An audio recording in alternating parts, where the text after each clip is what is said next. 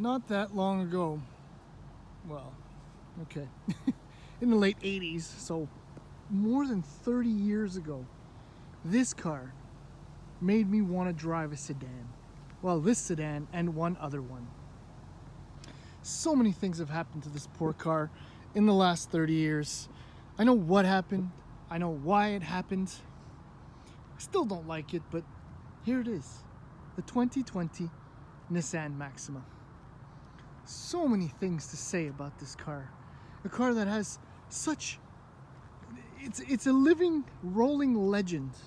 Yet it is shunned by so many people, including myself. I never consider the Maxima. In fact, I consider nearly all of its competitors over it. Avalon, Arteon, to name a few. And yet this thing is still exactly what it's supposed to be. It behaves the way it's always had to. But it's lost its way. I think Nissan could never keep up with what this car should have become. And I'm thinking that's exactly why I give this car such a hard time. But quite honestly, after a week with it, I've really fallen under its spell. First things first, base price for an SL 2020, $41,140. And there's another facet to this car that doesn't really come to light unless you really dig into it. And that there's value to this thing, right? $41,140. You get sunroof, Bose audio, heated seats, navigation, Apple CarPlay, Android Auto, satellite radio, intelligent cruise control, power seats, heated steering wheel, and on and on and on. That's a lot of kit and a lot of car for a very reasonable price. You also get the V6 and the CVT and all kinds of other stuff. My car, as you can see, is an SR, which is the sporty trim, which in my mind should be an SE as it once was, but I suppose I live in the past when it comes to the Max. It's only $43,490. For that money, on top of the SL, you get these lovely black 19-inch wheels over the 18s, this really cool spoiler. I actually like it. It's like a gurney flap on a Max. Ascot leather interior with Alcantara inserts, what else? Paddle shifters, and the sport suspension, which I'm on again, off again about. You can also get a Platinum, which is $45,900. I mean, styling wise, the car looks great. Yes, it looks exactly like an Altima, but this one's got an edge to it. In fact, I think this is what the Altima should look like, and it should be called a Maxima, but that's a whole other debate. Let's do the usual quick tour. And the important stuff is what happens when you're behind the wheel, but anyway. This, according to Nissan, 405 liters. So it's a decent trunk. Oh, what's important to note about this car, right? This is the original four-door sports car, which made sense at the time and kind of still does. Case in point, it's a four-door sporty car. So the baby seats are in there. They take up all the room. There is no space for a human between the two, but they're comfortable, cozy. There's plenty of room up front. Now here you can see the Alcantara Ascot leather and the contrast stitching. Really, really nice. Your Bose audio, just standard in the car. All right, so let's start her up. There's a mix of old and new in here. It's kind of, well, it's not funny. It just is what it is. Oh. All right, third eye blind. Turn that down. Okay, well, there's your 8-inch screen. I always love the fact that you have physical switchgear, hard buttons, and you have a number of buttons at the bottom of the screen. Very classic Nissan layout for controls. This is a 7-inch screen with equally classic Nissan gauges, which I absolutely love. This is your controller for the screen if you're not using the touch screen. Here's your sport button. These switches are quite old. That's what I mean by the mix between the new and old, but I mean they work. The SR, as I mentioned, has these paddles which are fixed to the column. That's why they're so long. Very, very nice touch. The steering wheel itself is thin, great grip, flat bottom. It's completely fantastic. This is a great place to be, with one exception. The positioning of the mirrors and the width of the base of the A-pillar make turning left quite the chore, especially if there's someone walking or there's a cement median divider. You gotta look 2, 3, and 4 times when you're doing that maneuver. Otherwise, dashboard layout is quite nice. It's ergonomic, it's sporty. I don't know if you can tell by the image or on the screen, is that the whole stack here is angled towards the driver, giving more credence to the fact that this is the 4-door sports car. Storage is decent, good bins. This can actually close up so you hide your cables. This is a good sized bin as well. But that's it, right? What's important really about the 4-door sports car is that it drives like a 4-door sports car, or nearly. But the competition is really, really rough nowadays. Anyway, let's do that spin. Okay, so about the drive. The Max is, as I said, and I'm going to say it more because I have to remind myself that this is what it is. It's the 4-door sports car, the original 4-door sports car. And it should be never more true in this, the SR, with the Sport Tune suspension. And I'm going to get right into it. It's really, really nice. It handles fantastically. It's got just enough stiffness to it. I mean, it's got stiffer springs and all that, but it's grainy. I don't know if it's with the tires.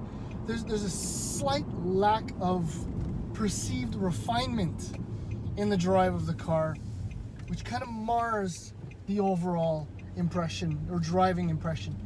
And it's not that it's a bad thing, it's that the aforementioned Avalon and Arteon don't suffer from that and handle just as good as this car. Right now I'm on a bumpy road and I can really, really feel it. Now, I've not driven a recent SL or a Platinum, so I don't know if it's, if it won't be as shaky as it is right now. That. Oh, Nissan Infiniti, my goodness. They still do one thing really, really well after so many years. And that's this VQ 3.5 liter V6. And the Xtronic CVT transmission. Combined, this car feels really fast, surprisingly responsive, on its toes, bang, bang, bang. That's not shifting, obviously, but there are 7 pre-programmed gears, should you want to do that and use these fancy paddles in your SR.